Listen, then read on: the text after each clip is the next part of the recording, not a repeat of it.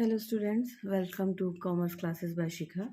ये जो है मेरे इस चैनल का फर्स्ट वीडियो है जिसमें मैं आज एक्सप्लेन करने वाली हूँ लागत मात्रा लाभ विश्लेषण या समविच्छेद बिंदु।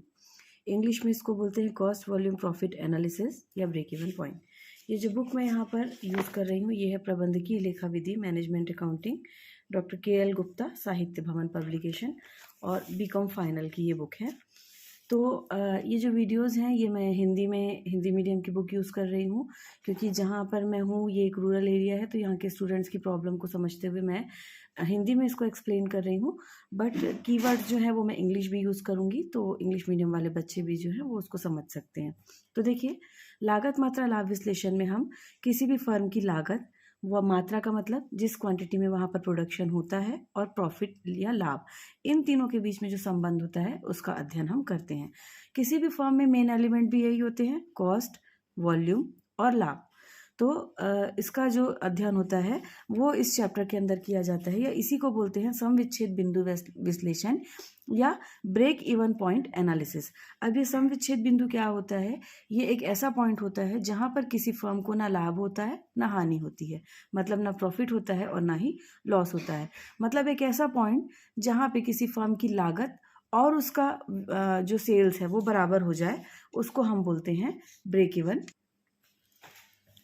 मतलब आमदनी और खर्च जहाँ पर दोनों बराबर हो वहाँ पर होगा break even point.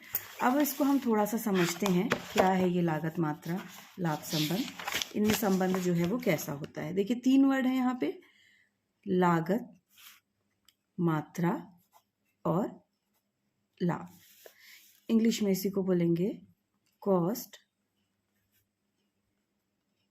Volume, profit. तो यहाँ पर कॉस्ट और वॉल्यूम के बीच में ऋणात्मक या अपोजिट जो रिलेशन है वो होता है। अब अपोजिट रिलेशन का मतलब क्या होता है? जैसे ही उत्पादन की मात्रा बढ़ती है, उत्पादन की मात्रा बढ़ने पर लागत जो है वो कम होती है और मात्रा घटने पर लागत जो है वो बढ़ जाती है। तो क्या हो रहा है? जब एक बढ़ रहा है तो एक कम हो रहा है, जब एक घट रहा है तो दूसरा बढ़ रहा है। तो ऐसे संबंधों को क्या कहा जाता है? ऋणात्मक या अपोजिट रिलेशन। ठीक है। अब लागत और लाभ, लागत और लाभ, इन दोनों के बीच में अगर हम एनालिसिस करें तो जब किसी वस्तु की लागत जैसे जैसे कम होती जाती है वैसे वैसे क्या होता है? उसका लाभ जो है वो बढ़ता जाता है। ठीक है। और जैसे जैसे लागत में वृद्धि होती है वैसे वैसे लाभ में क्या होती है? कमी होती है। तो अब आप देखिए, लागत में कमी तो लाभ में वृद्धि, और लागत में वृद्धि तो लाभ में कमी। तो यहाँ पर भी क्या है? ऋणात्मक संबंध है। इसको हम आगे डिटेल में और देखेंगे थोड़ा। वैसे तो इस चैप्टर में न्यूमेरिकल्स जो है वो मेन है। ये मोटी मोटी बातें मैं आपको इसलिए समझा रही हूँ ताकि जो है एक बेस आपका बन जाए। और उसके बाद देखिए, लागत और मात्रा का विश्लेषण हमने कर लिया, लागत और लाभ का। अब बचते हैं 2 एलिमेंट और, मात्रा और लाभ। ठीक है। जब कोई फर्म ज़्यादा क्वांटिटी में उत्पादन करेगी तो लाभ भी क्या होगा? ज़्यादा होगा। मान लीजिए कोई संस्था जो है वो 100 यूनिट का प्रोडक्शन करती है और पर यूनिट जो है प्रॉफिट कितना होता है उसको 10 रुपये पर यूनिट प्रॉफिट होता है। ठीक है। तो टोटल प्रॉफिट कितना हो गया? 10 × 100 = 1000 रुपीज़ का प्रॉफिट हो गया। अब मान लीजिए ये अपने प्रोडक्शन को बढ़ा के कर दे 1000 रुपये और यहाँ पे प्रॉफिट है उसका 10 रुपये। तो क्या हो गया? 10 × 1000 कितना हो गया प्रॉफिट? 10,000 रुपये। तो क्या हुआ?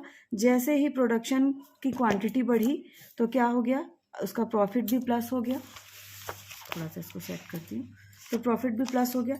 अब मान लीजिए ये इस 100 यूनिट से 50 यूनिट का प्रोडक्शन करने लग जाए और प्रॉफिट अभी भी वही है 10 रुपये। तो अब कितना हो जाएगा? 10 × 50 बराबर हो जाएगा प्रॉफिट 500 रुपये। तो क्या हो रहा है? जैसे जैसे क्वांटिटी बढ़ रही है वैसे वैसे प्रॉफिट बढ़ रहा है। जैसे ही क्वांटिटी कम हो रही है वैसे वैसे क्या हो रहा है, प्रॉफिट भी कम हो रहा है। तो क्या हो रहा है, चेंजेस जो हो रहे हैं वो एक ही डायरेक्शन में हो रहे हैं। तो मात्रा और लाभ के बीच में कैसा संबंध होता है, धनात्मक संबंध होता है। ठीक है। और दूसरी चीज हमने क्या देखी थी, इसी चैप्टर को हम क्या बोलते हैं, सम विच्छेद विश्लेषण या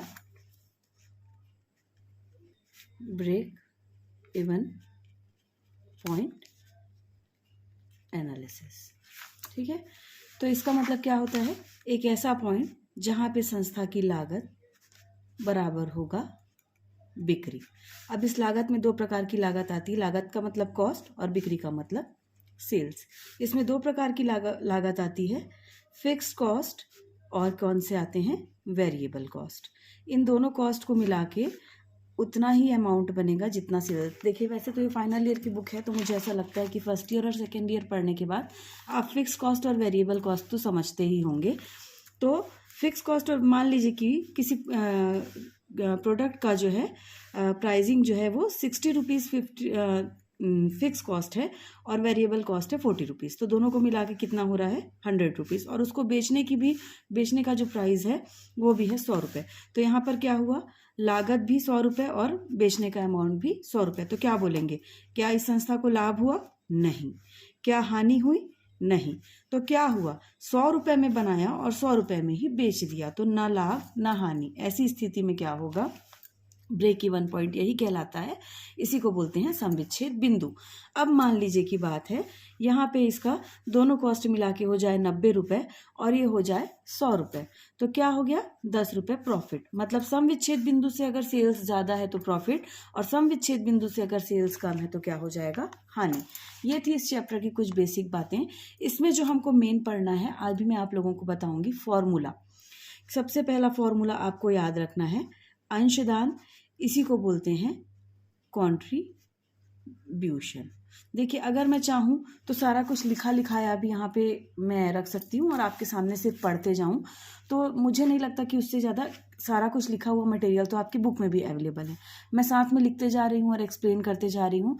तो ये एक तरीके से मैंने ऐसा ही प्रोवाइड करने का कोशिश की है, जैसा कि एक टीचर होता है ना, ब्लैक बोर्ड में या वाइट बोर्ड में लिख रहे हैं और स्टूडेंट सामने समझ रहे हैं। तो मैंने कोशिश की है वैसे ये फर्स्ट लेक्चर है, तो इसमें अगर आप लोग और कोई चेंजेस चाहते हैं तो वो आप लोग मुझे कमेंट करके बताइएगा। और अगर आप चाहेंगे कि मैं वीडियो को आगे भी कंटिन्यू करते रहूं जिससे आप लोगों को फ़ायदा हो, घर बैठे आप पढ़ सके कॉमर्स, तो इसको लाइक और सब्सक्राइब भी कर दीजिएगा। तो ये है अंशदान या कॉन्ट्रीब्यूशन। तो इसका फॉर्मूला जो है, अभी इसके हम दो फॉर्मूले देखेंगे। अंशदान या C is equal to S minus VC। अभी S माइनस VC क्या है, C का मतलब है कॉन्ट्रीब्यूशन, यहाँ पर S इज इक्वल टू है सेल्स और VC का मतलब है वेरिएबल कॉस्ट। तो इसका मतलब है कि जब सेल्स में से हम वेरिएबल कॉस्ट को घटा देते हैं तो क्या निकल जाता है, हमारा कॉन्ट्रीब्यूशन। या इसका एक और फॉर्मूला होता है C is equal to F plus PT बोलते हैं शॉर्टकट में। ये इसी फॉर्मेट में आपको याद रखना है। F का मतलब यहाँ पर होगा F is equal to fixed cost और PT is equal to profit. ठीक है। तो यहाँ पर जब फिक्स कॉस्ट में प्रॉफिट को जोड़ दिया जाता है तब भी क्या निकल जाता है, अंशदान। या अगर लॉस हुआ है तो फिक्स कॉस्ट में जब हम लॉस को घटा देंगे, F माइनस L कर देंगे, तो भी क्या निकलेगा, हमारा कॉन्ट्रीब्यूशन। तो यहाँ पर L इज इक्वल टू क्या हो जाएगा, लॉस। तो दो फॉर्मूले बनेंगे कॉन्ट्रीब्यूशन के, C is equal to S minus VC और C is equal to F plus PT, या अगर लॉस है तो माइनस लॉस। ठीक है। एक और फॉर्मूला होता है इसका जो पीवी रेशियो पे बेस्ड होता है, लेकिन मैं उसको आप लोगों को आगे बताऊंगी जब हम पीवी रेशियो पढ़ेंगे। अभी लिखने की दृष्टि से हम लिख देते हैं C is equal to S into PV ratio. तो इस पूरे चैप्टर में कंट्रीब्यूशन के ये 3 फॉर्मूले जो हैं वो आप लोगों को याद रखने हैं। अब हम इसका एक न्यूमेरिकल देख लेते हैं। देखिए यहाँ पर ये अंशदान से रिलेटेड आप लोगों का पहला प्रश्न है, निम्नलिखित समंकों से अंशदान की गणना कीजिए। यहाँ पर आपको कुछ डेटा दे दिया है, सेलिंग प्राइस पर यूनिट 10 रुपये, वेरिएबल कॉस्ट 7 रुपीज़। मैं इस क्वेश्चन को साइड में आपके स्क्रीन में साइड में ऐड कर दूंगी। अभी हम इसको सॉल्व करते चलते हैं। आप क्वेश्चन को स्क्रीन में देखते जाइए और इसका सॉल्यूशन देखते जाइए। देखिए सबसे पहला दिया हुआ है सेलिंग प्राइस पर यूनिट है, सेलिंग प्राइस पर यूनिट मैं शॉर्टकट में लिख रही हूँ 10 रुपीज़ है, और वेरिएबल कॉस्ट पर यूनिट है 7 रुपये। जितने बार भी आप क्वेश्चन को बनाएं हर बार फॉर्मूले को लिखिए, जितना आप लिखेंगे ये आपके माइंड में बैठ जाएगा। नहीं तो जब आप एग्जाम में बैठेंगे तो आप बहुत सिली मिस्टेक्स करेंगे। सिली मिस्टेक का मतलब कैसा होगा, कंट्रीब्यूशन के फॉर्मूले में एस माइनस वी सी है या एस प्लस वी सी है, कंट्रीब्यूशन में सेल्स माइनस वीसी है या कॉस्ट माइनस वीसी है। ये सारे कन्फ्यूज़न कब होता है, जब आपने फार्मूला की प्रैक्टिस अच्छी से नहीं की है। ये पूरा चैप्टर जो है वो सिर्फ और सिर्फ फार्मूला पे बेस्ड है। आगे मैं एक चैप्टर में आप लोगों को इस चैप्टर में पूरा फार्मूला जो है एक बार मैं प्रोवाइड करवा दूंगी, लेकिन अभी हम क्वेश्चन के अकॉर्डिंग फार्मूला देखते हुए चलते हैं। तो देखिए इस फार्मूले में हम वैल्यू रख देंगे, सेल्स है 10 रुपये और वेरिएबल कॉस्ट है 7 रुपये। तो 10 माइनस 7 इज इक्वल टू क्या आ गया, 3 रुपीज़। ये भी पर यूनिट में है, ये भी पर यूनिट में है, तो बट ऑब्वियस हमारा कंट्रीब्यूशन किस में आएगा, 3 रुपीज़ पर यूनिट। ये हो जाएगा आपका कंट्रीब्यूशन। ठीक है, अब इसी का सेकेंड पार्ट देखिए, सेल्स इज इक्वल टू है 4 लाख रुपीज़ और पीवी रेशियो है आपका 40%। तो कंट्रीब्यूशन का एक तीसरा फॉर्मूला मैंने आप लोगों को क्या बताया था, contribution is equal to sales into PV ratio. Sales है आपका 4 लाख रुपए और पीवी रेशियो है 40%, तो इसको हम 40/100 या 40/100 भी लिख सकते हैं। ये 2 0 और 2 0 यहाँ से कैंसिल हो गए, ये हो गया आपका 4 चौक 16, 1,60,000 रुपए। ये आ गया आपका कंट्रीब्यूशन। तीसरा देखिए इसी का, फिक्स कॉस्ट और प्रॉफिट दिया हुआ है। फिक्स कॉस्ट दिया है 20,000 रुपये और प्रॉफिट दिया है 80,000 रुपये। तो अब हमारा नया फॉर्मूला क्या बनेगा, हमने एक और फॉर्मूला पढ़ा है, contribution is equal to fixed cost plus profit. Question में दिया है फिक्स कॉस्ट 20,000 रुपये और प्रॉफिट दिया है 80,000 रुपये। तो 20,000 प्लस 80,000 इज इक्वल टू हो गया 1 लाख रुपीज़। ये हो जाएगा हमारा आंसर। और इसी का डी कंडीशन दी हुई है, फिक्स कॉस्ट दिया है 1,20,000 रुपये और लॉस दिया है 20,000 रुपये। तो अब क्या फॉर्मूला हो जाएगा, C is equal to F minus loss. Fix cost है आपका 1,20,000 रुपये और लॉस है 20,000 रुपये। तो यहाँ पर भी कितना आ गया आपका, 1 लाख रुपए क्या आ गया आपका आंसर कंट्रीब्यूशन। ठीक है, एक बार फिर से क्विक रिवीजन कर लेते हैं कंट्रीब्यूशन के फॉर्मूले की। कंट्रीब्यूशन, इसी को शॉर्टकट में हम लिखेंगे सी। अब सारे कीवर्ड जैसे आप समझ गए हैं, F is equal to fix cost, L is equal to loss, P is equal to profit, तो मैं अब उसी फॉर्मेट में लिखूंगी। क्वेश्चन एक बार मैंने डिटेल में एक्सप्लेन कर दिया है। तो सबसे पहला फॉर्मूला होगा C is equal to S minus V C, जहाँ S is equal to sales और VC is equal to variable cost. दूसरा फॉर्मूला है हमारा C is equal to S into PV ratio. ठीक है, ये पीवी रेशियो हमेशा परसेंट में दिया रहता है, ये आपको क्वेश्चन में दिया होगा। आपको कुछ नहीं करना है, बस वैल्यू को रखना है और कैलकुलेशन करते जाना है। तीसरा फॉर्मूला हमारा होगा C is equal to F plus PT, जहां F is equal to fix cost और PT is equal to profit. और चौथा हमारा होगा C is equal to F minus L, या ये होगा लॉस। फिर एफ मतलब फिक्स कॉस्ट और एल मतलब लॉस। तो ये था आज हमारा पहला टॉपिक, लाभ मात्रा अनुपात के अंतर्गत अंशदान या कंट्रीब्यूशन की गणना करना। आई होप आप लोगों को ये वीडियो पसंद आया होगा, और अगर ये आप लोगों को पसंद आया तो इसको लाइक कीजिए, शेयर कीजिए, सब्सक्राइब कीजिए।